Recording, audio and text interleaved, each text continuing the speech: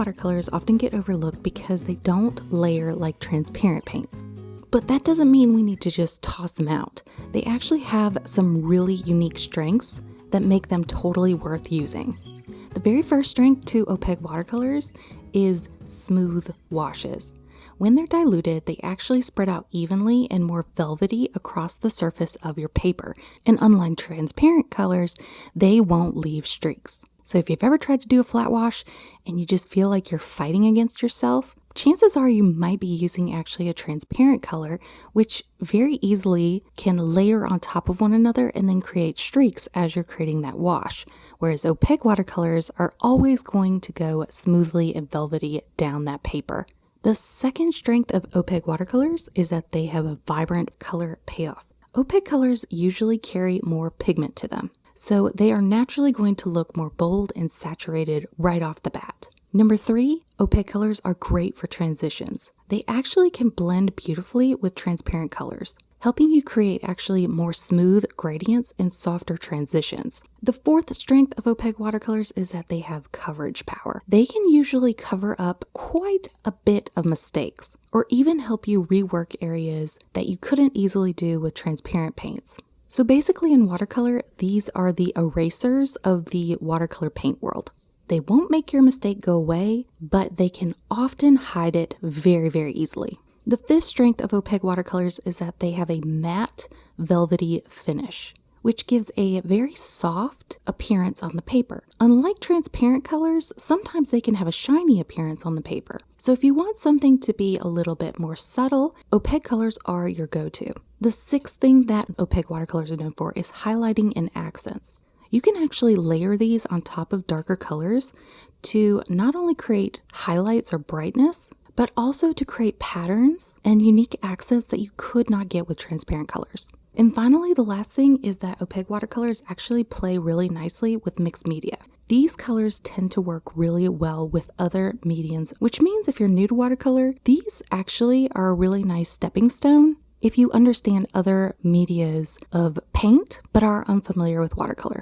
So hopefully now that I've convinced you that opaque watercolors are awesome, because a lot of times they get just a bad rap, and I actually love using opaque watercolors. Now let's talk about combining our modern and traditional color wheels into one wheel. I apologize if my voice sounds a little bit differently. The previous section I actually recorded right before I got a cold, and now it has been like 2 weeks since I have felt well enough to actually get back into recording. So if my voice sounds a little bit different, that is the reason why. Let's go ahead and jump back into this though. How do you create a combined color wheel? The very first thing that I did was basically start with the same exact wheel that we have been using over and over and over again, except I split each circle down the middle into basically 2 halves, and I labeled one side A and then one side B. Then underneath that, make sure you label all of the groups like we've done before. So 1, 2, 3, 4, 5, 6, and then 1, 2, 3, 4, 5, 6. After you have all of this done, you're going to fill in side A with the traditional colors, and then fill in side B with the modern colors. Now keep in mind, these are not going to match up perfectly, but that's the point of why I wanted to keep them separate. Seeing them side by side shows you where the palettes actually overlap and also where they differ. This makes it easier to build more elaborate and harmonious palettes later on. So now you might be asking the question, why didn't I start here from the beginning? Well, if you're new to watercolor, I think it's way easier to first understand modern and traditional schemes separately before you actually put them together. That way you can actually discover what style suits you more and know more which side you might want to lean on. So now your question may be, Carrie, do I have to buy all of these colors in order to paint with watercolor? The answer is absolutely no. This, once again, remember, is just a functional guide of a color wheel. It's meant to help you understand the basics, basically, of color mixing. This is not to tell you what colors you should actually buy. So next time, I'm going to be talking about what colors I would recommend for like a 12 to 11 color palette, and why I recommend these based on our color wheels that we have been building.